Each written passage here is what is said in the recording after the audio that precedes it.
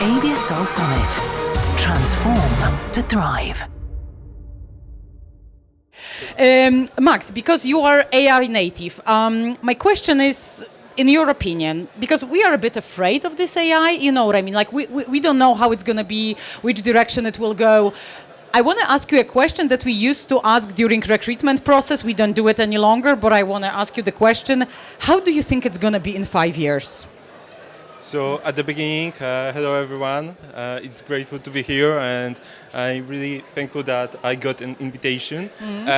So, how the world will look like within 5 years? I think it's very difficult question, because what, for example, Professor Dragan wrote on his Twitter, that we cannot predict what will be tomorrow. So how we can predict what will be the world within the next 5 years?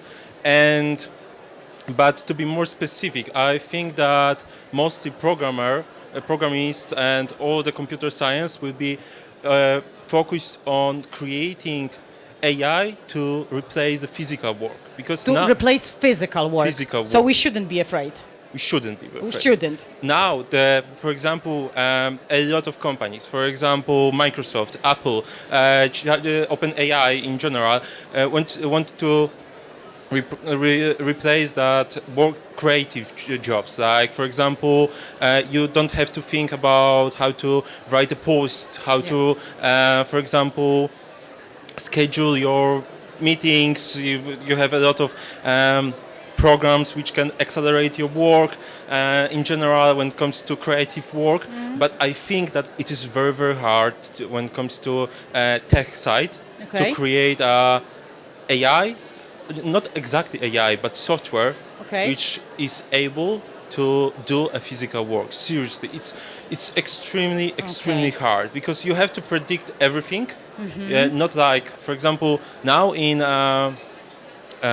ChatGPT, you can see that we talk a lot about hallucinations. Yes, you will give, for example, you prompt something and you got a hallucination that the answer is wrong. Of course, okay. But this is not a huge mistake. It depends, of course, it depends. But when it comes to do a physical work, it's really important to don't have hallucinations, and also because it destroys everything. So, for example, I don't know if someone knows about this, but OpenAI wanted at the beginning to create a physical OpenAI, like physical ChatGPT. Like, for example, you can replace workers, physical workers, at the beginning. But it was too hard, so they transformed into creating ChatGPT, which can replace creative works. Okay. So that's but what you're saying, it's rather optimistic, I would say. You know, like optimistic, like. What I don't like when we talk about AI, some people really scares us, you know, that it will take over, you know what I mean, that it will make a lot of mess or something like this. You're not afraid of such a things, right? No, I don't. I'm not afraid, because I think it was in each revolution.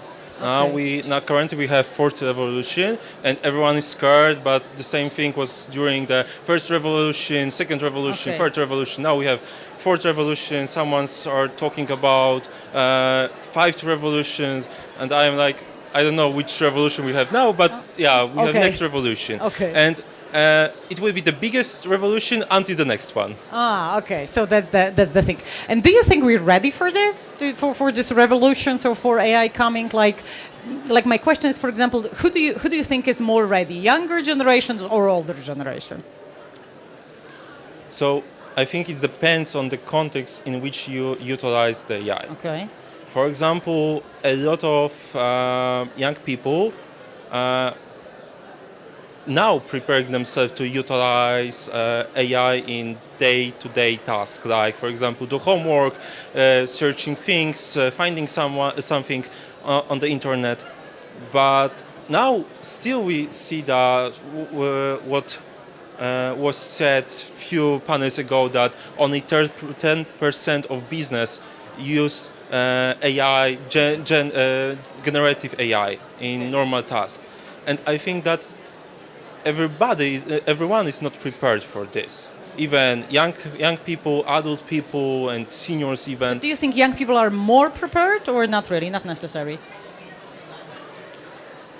I think that they know about it. They know what is ChatGPT more than adult people, but I think still a lot of young people are lost in this. Like, for example, when it comes to the internet, like previously, before the internet, you had encyclopedias, books. It was easier and harder to find something, but it was not as much easy to lost, because now lost in searching information, because I mean that on the internet you have thousands page which you see at in one moment, and it's really easy to lost. And in Like searching, being lost in this all information, Yes, yeah? Like yes. what to choose? Yes. Okay. Currently you have to be more specific in Okay. everything. For example, even when it comes to choosing your major, for example. I mean that 10 years ago you had computer science, mathematics, Okay. chemistry, biology. Now you have telecommunication, data science with applied mathematics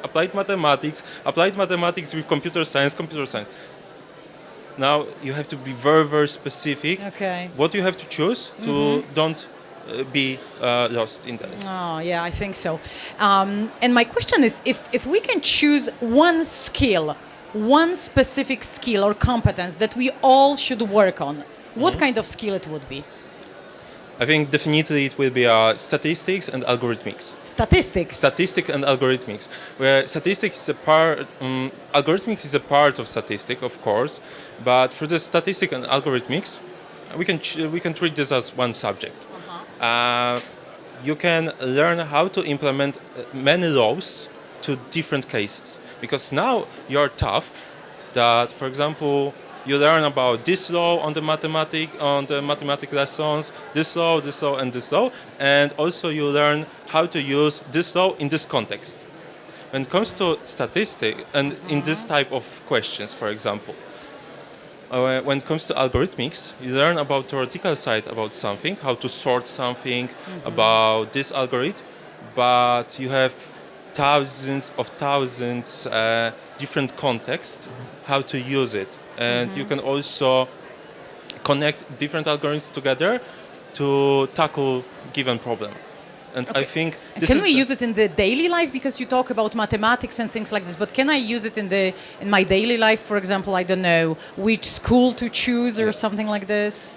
I think that algorithmics, the easiest ways to present algorithmics is creating instructions. Creating instructions. It's like creating instructions. I mean that, for example, when you cook a tomato soup, you create instructions. Yeah. Instruction how to cook the soup.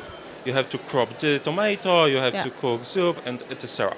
But also, this method, like cropping, you can use in different. I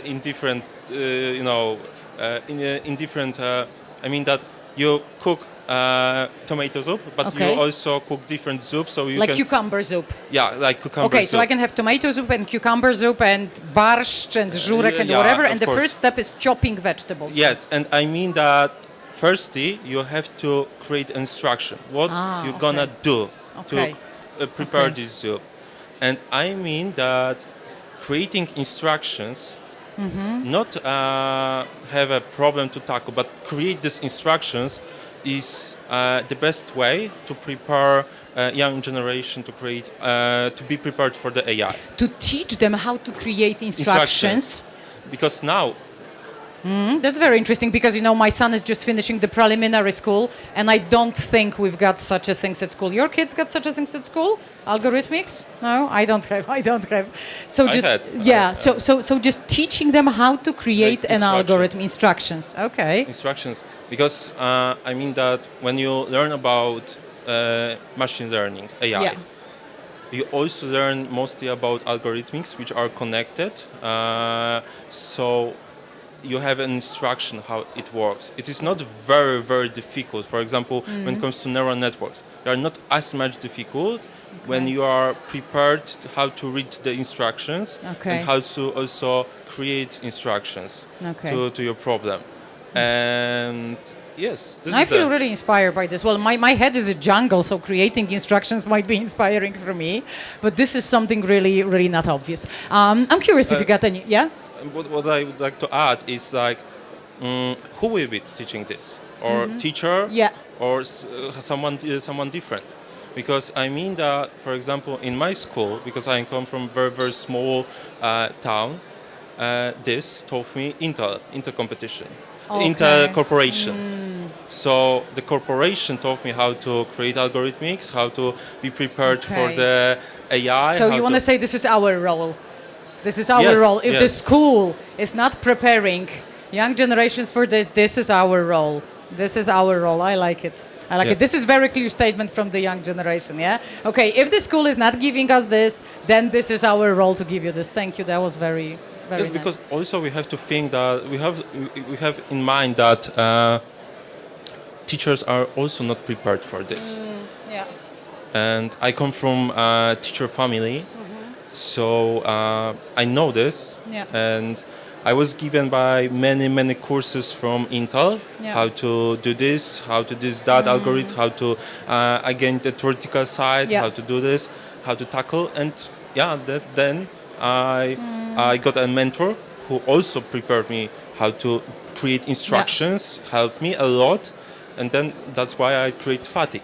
I think this is very brave. I think this is very brave, and thank you for saying this. Like, we can't expect something from teachers to deliver if they're not having this. Yeah, I think it's very fair, and this is a very nice statement. I grab it. I grab it that this is our role, just to prepare the AI natives. But if you want to create a new world, it's definitely our role. That was beautiful, Max. You give me hope, man. You give me hope when everybody who's complaining about the Gen Z. This is Gen Z.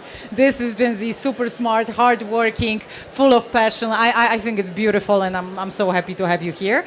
And they're giving me a sign that we need to finish. So Max, thank you very much. It was a great pleasure to have you here. Thank you very much. Thank you very much. Thank you, Max.